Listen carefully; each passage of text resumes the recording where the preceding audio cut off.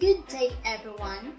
Together with my members, the term CRE will talk through the matter of independence and objectivity attributing to the standard 1100 that might help you as well in gaining an understanding with regards to our topic and grasp the concept throughout.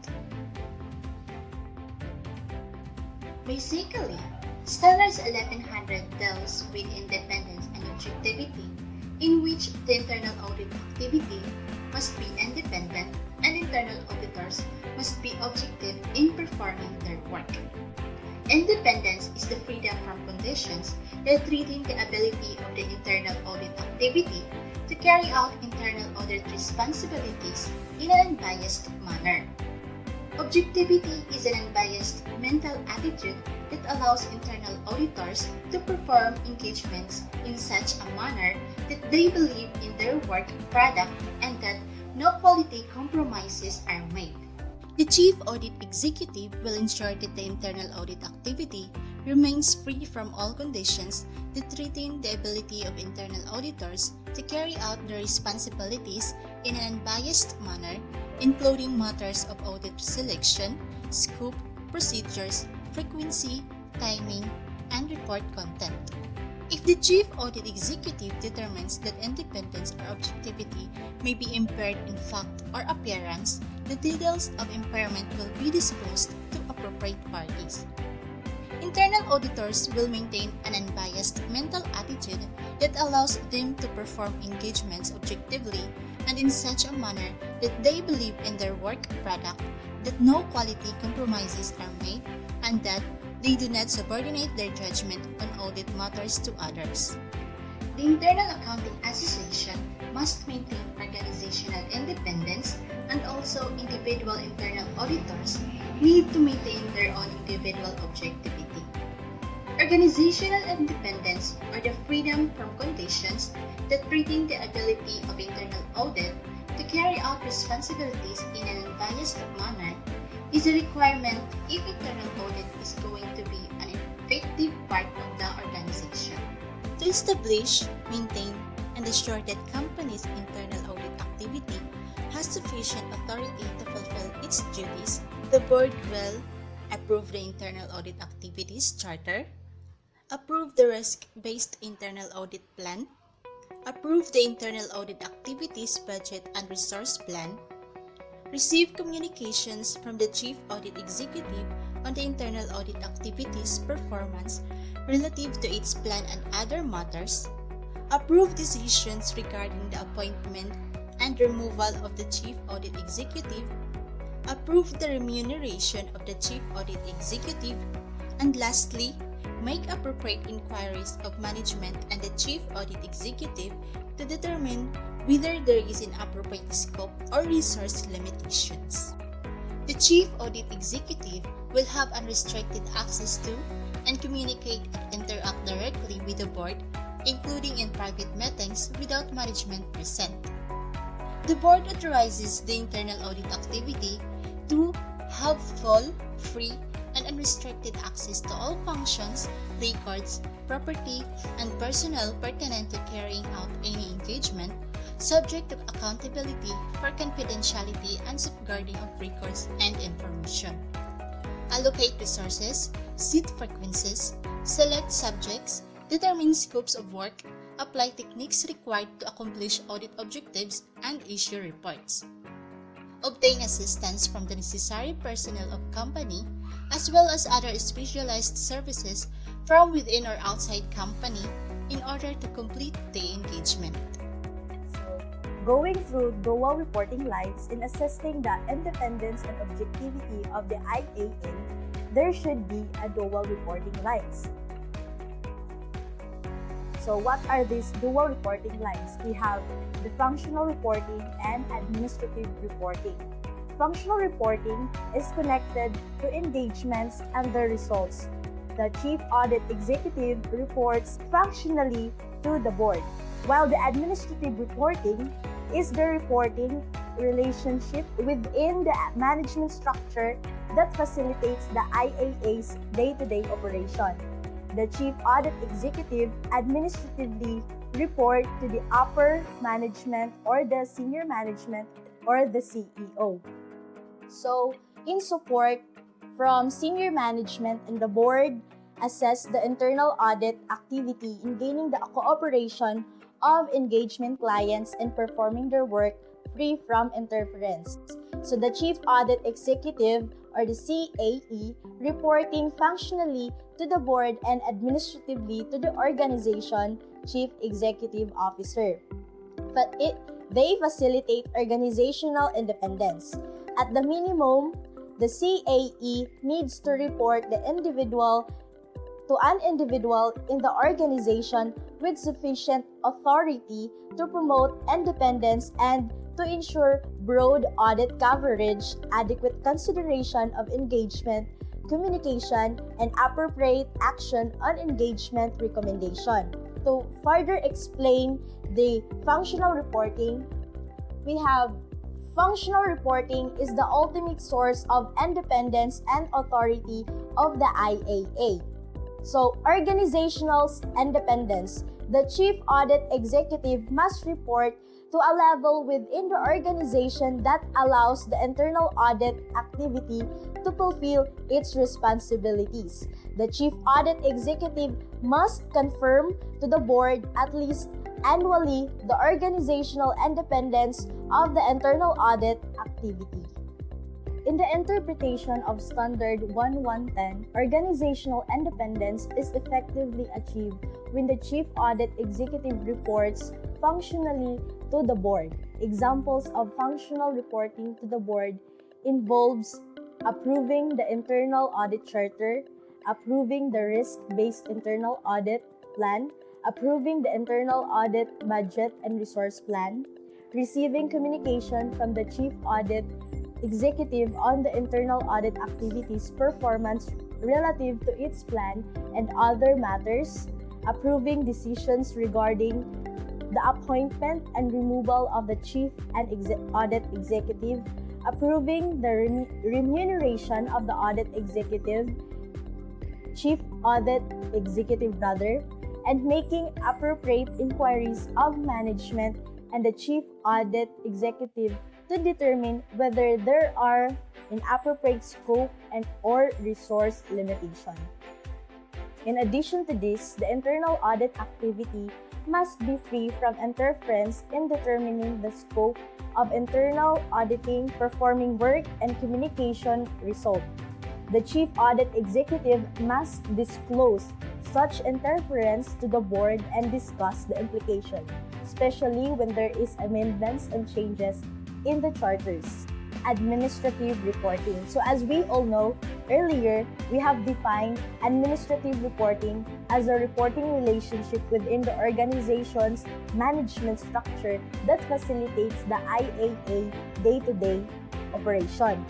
So what are the administrative reporting typically includes? So we have these activities. First, we have budgeting and management accounting. Second, human resource administration, including personnel evaluation and compensation, internal communication and information flows, administration of the internal audit activities, policies, and procedures. Next to dual reporting lines comes individual objectivity, which is addressed by Standard 1120. Objectivity is a mental attitude that internal auditors should maintain while performing engagements. The internal auditor should have an impartial, unbiased attitude and avoid conflict of interest situations, as that would prejudice his or her ability to perform their duties objectively.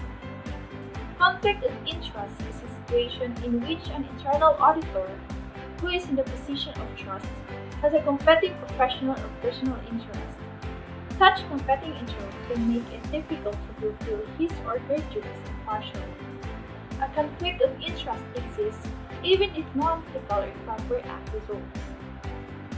A conflict of interest can create an appearance of impropriety that can undermine confidence in the internal auditor, the internal audit activity, and the profession. A conflict of interest could impair an individual's ability to perform his or her duties and responsibilities objectively. Practice Advisory 1120-1. Individual objectivity means the internal auditors perform engagements in such a manner that they have an honest belief in their work product and that no significant quality compromises are made.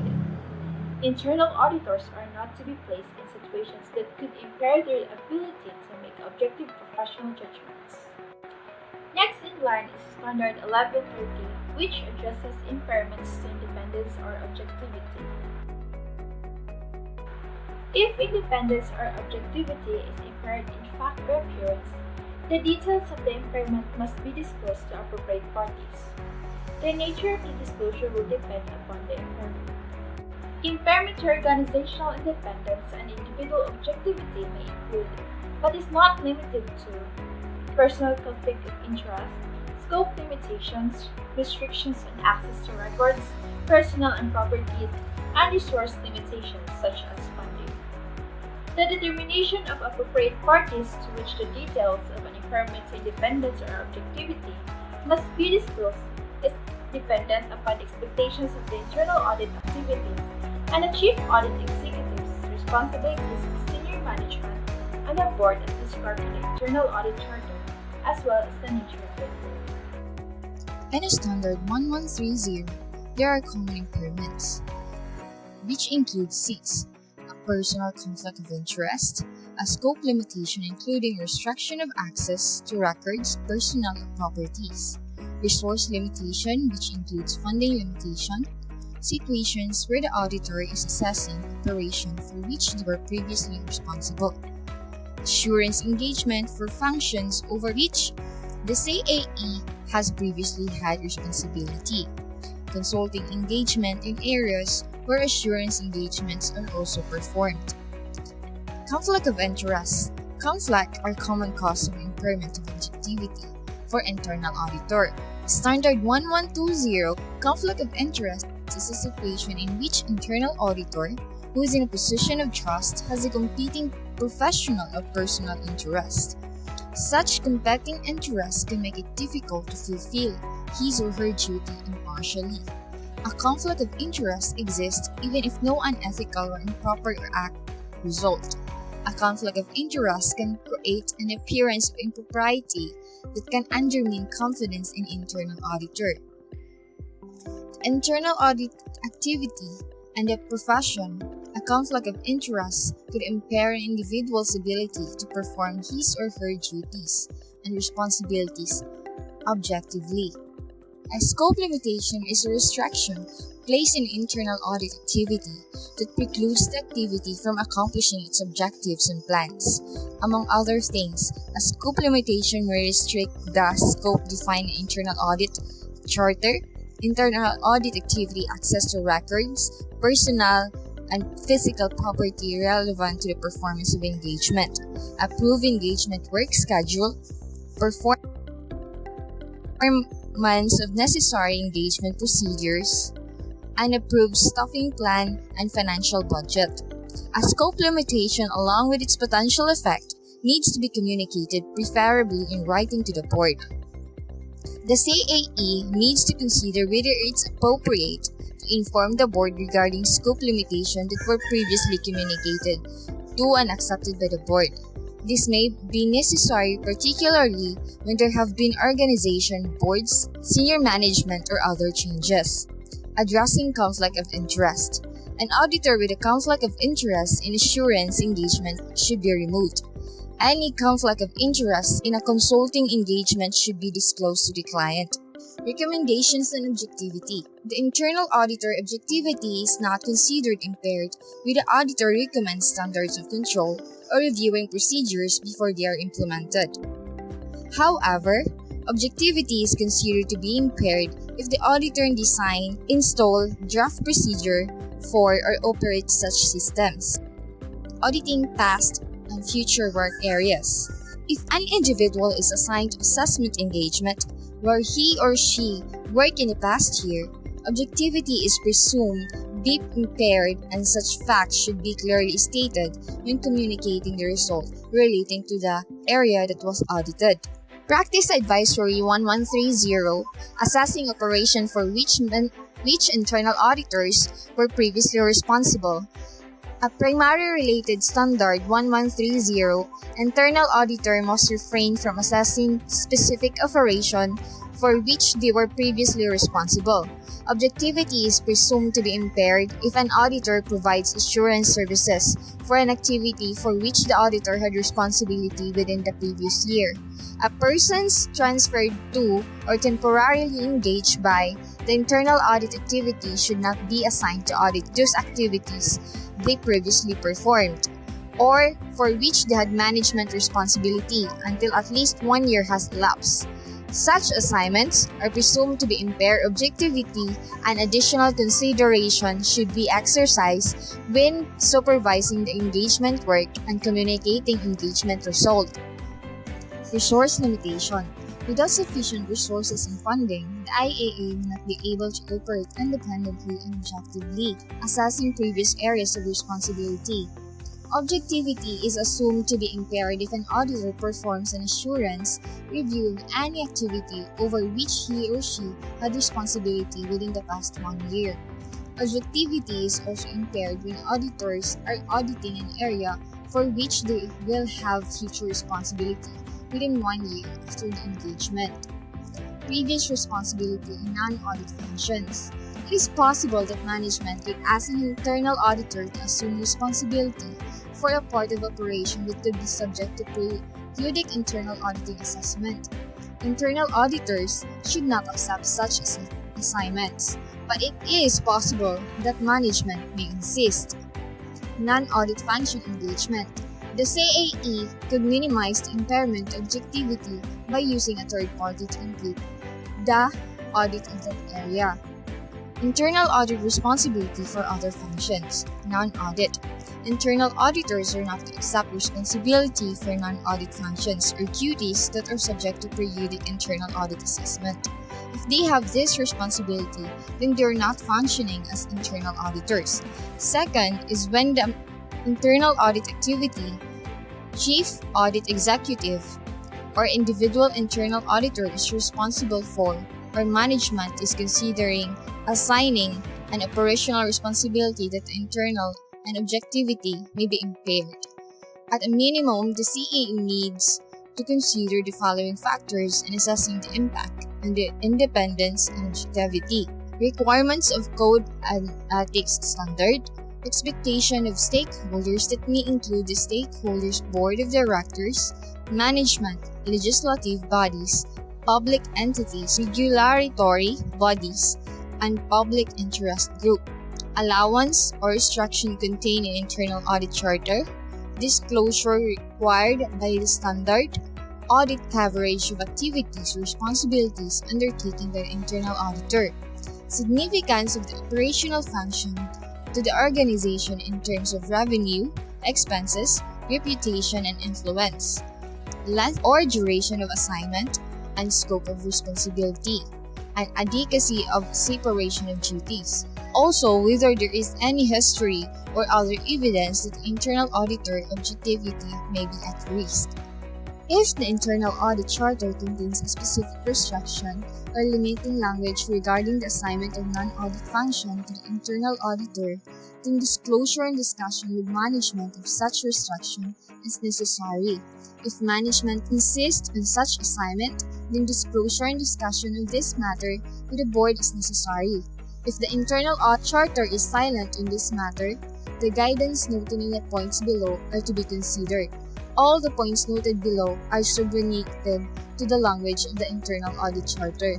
Consulting services. Internal auditors may provide consulting services to areas over which they had previous responsibility, but the auditors must still act in an independent and objective manner. Any potential impairment to their independence or objectivity must be disclosed to the engagement client before the engagement is accepted. Previously, we learned about independence and objectivity, dual reporting lines, individual objectivity, and common impairments. Now, in this video, we're going to be talking about assurance services in previous consulting areas, perceived impairment, CAE disclosure of the board, and policies to promote objectivity. Assurance services in previous consulting areas. It is possible to provide assurance services in areas in which the internal auditor previously performed consulting engagements. So there are three standards that serves as a guide for the internal auditors. First is the standard 1130A3. Second is the standard 1130C1. And lastly, the standard 1130C2. Standard 1130A3 states that the internal audit activity may provide assurance services where it had previously performed consulting services, provided that the nature of the consulting did not impair objectivity and provide individual objectivity is managed when assigning resources to the engagement. Standard 1130C1 states that the internal auditors may provide consulting services relating to operations for which they had previous responsibilities. Standard 1130C2 states that if internal auditors have potential impairments to independence or objectivity relating to proposed consulting services, disclosure must be made to the engagement client prior to accepting the engagement. Perceived impairment. Objectivity must exist in both fact and appearance. This means that internal auditors must avoid even the appearance of impairment. Accepting small promotional items such as pens, calendars, or other insignificant items is generally not considered to impair professional judgment. However, any gifts of larger value should be immediately reported to a supervisor. Charter sets two responsibilities that the CAA has in reporting independence and objectivity related issue to the board. The first one is the CAA will confirm at least annually to the board that the IAA is organizationally independent. The CAA will need to make certain that the IAA maintains its organization independence at all times. The second one is the CAA will disclose to the board any interference with the IAA, determining the scope of work, performing of the work, and communicating the result. The last topic is policies to promote objectivity. There are numbers of procedures that the CAA can follow in order to maintain objectivity within the IIA. First one is job assignments should minimize potential conflict of interest. Second, jobs should be periodically rotated so that the relationships do not develop between the auditor and the auditee that might impair the auditor's judgment. Third one, a strong QAIP will help ensure that the organization's independence and objectivity are part of the culture of the IIA. PA 1120-1 provides a list of things that can be done to maintain and promote objectivity. Individual objectivity involves the Chief Audit Executive or the CAA organizing staff assignments that prevent potential and actual conflict of interest and bias. Periodically, obtaining information from the internal audit staff concerning potential conflict of interest and bias, and when practicable, rotating internal audit staff assignments periodically. Review of internal audit work results before the related engagement communications are released assist in providing reasonable assurance that the work was performed objectively.